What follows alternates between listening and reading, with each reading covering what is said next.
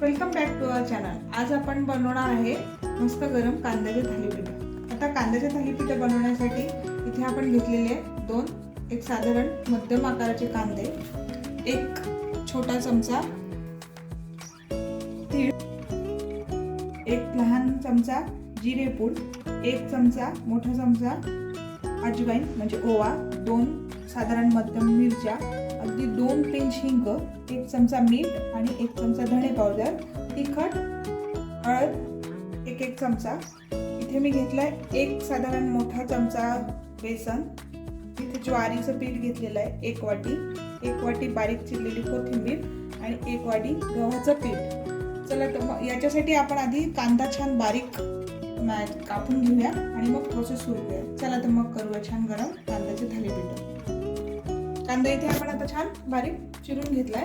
आता कांद्यामध्ये आपण सगळ्यात पहिले टाकणार आहे हिंग।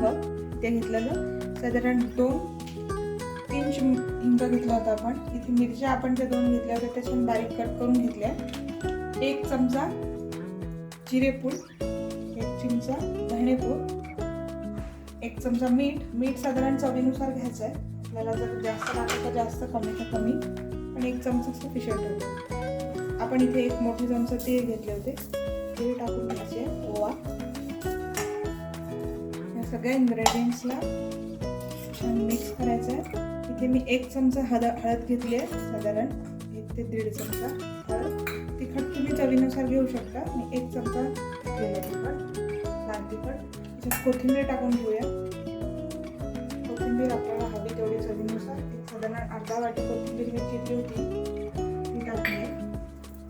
तर याच्यात 1 वाटी ज्वारीचं पीठ, 1 वाटी बेसन म्हणजे डाळीचं पीठ आणि 1 ते 1.5 वाटी साधारण इथे कणिक म्हणजे गव्हाचं पीठ घेतलं। आता याला छान असं आधी छान मिक्स करून घ्यायचं आहे, म्हणजे कांदा त्याच्यामध्ये मॅश होऊन जातो आणि सगळं एकजीव होतं। एकजीव झाल्यानंतर याच्यात हळूहळू पाणी टाकून मग याला भिजवायचं। पाणी एकदम टाकायचं नाहीये, कारण ते पातळ होऊन जातं। आपल्याला थोडंसं घट्टसर गोळा हवा आहे।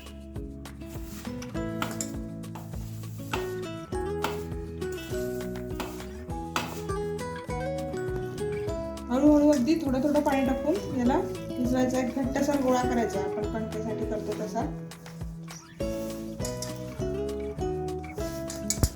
जाड नाही आणि खूप पातळ नाही, एक साधारण डो आपल्याला तयार करायचा आहे। आता इथे पीठ आपण हे असं या टाईपचं मळून घेतलेलं आहे, खूप घट्ट नाही खूप पातळ नाही। चला तर मग करूया कांद्याचे थालीपीठ। मी गॅस चालू केलाय, थोडासा पहिले तवा तापेपर्यंत गॅस थोडा हायवर ठेवलाय, नंतर आपण त्याला सिमवर करू। सगळ्यात पहिले तव्यावरती एक साधारण अर्धा टेबलस्पून तेल टाकून घेतलंय, बसवून घ्यायचं। आपण हे थालीपीठ मस्त थापून करणार आहे। थालीपीठ हे थापूनच करायचं, टेस्टी लागतं। नेक्स्ट व्हिडिओमध्ये आपण लाटून थालीपीठ कसे करायचे ते बघूया। त्याला पराठे पण म्हणतात कांद्याचे। ह्याचा साधारण मी एवढा एक गोळा घेतलाय, त्याचे 5 ते 6 होतील आणि ह्याला या पद्धतीने हातावरती छान एवढ्या साईजमध्ये करून घ्यायचं, गोळा मोठा। मग हे आपण जे तेल टाकलं होतं ते आता तापलेलं आहे, त्या तेलावर हा गोळा मी पहिले इकडे असा फिरवून घेतलाय आणि नेक्स्ट त्याला असा करून गोळा करून घेतला। माझ्याकडे ही छान लाकडाची सराटा आहे, त्याने याला प्रेस छान करता येतं। तुमच्याकडे साधा असेल तरी पण चालणार आहे। किती जाड हवा आहे किंवा पातळ त्याच्याप्रमाणे याला छान प्रेस करायचं आहे। थोडासा पातळ असलं तरी चालणार आहे, पण तो जाडसरी खूप छान लागतो, टेस्टी लागतो। आपण आता या थालीपीठावर इथे याला एक मध्ये छिद्र करून घेणार आहे, म्हणजे तेल आतमध्ये जाऊन ते खूप खरपूस आणि छान शिजतं। तर याच्यावर मी तेल टाकून घेतलं, परत याला उलटून त्याने दुसऱ्या बाजूने तसंच त्याच पद्धतीने अर्धा चमचा तेल टाकलंय, तेल छान परतून घेतलंय फ्राय करून। आता त्याला 1-2 मिनिटं सिमवर ठेवायचं आहे, दोन्ही बाजूने छान खरपूस होऊन जायचं आहे। त्याच्यावरती एक टाकली ठेवणार आहे, म्हणजे ते वाफेने लवकर छान शिजतं. आवाज बघा छान येतोय तेलाचा, वाफेने छान शिजणार आहे ते. 2 मिनिटं आता आपण गॅस सिमवर ठेवूया. 2 मिनिटं झालेले आहेत. आता आपण आता टाकली काढून टाकूया. छान झालेलं आहे थालीपीठ. या साईडनी पण दुसरी बाजून पलटून बघूया. इकडून पण छान कुरकुरीत छान क्रिस्पी झालेलं आहे. शिजलेलं पण आहे मस्त.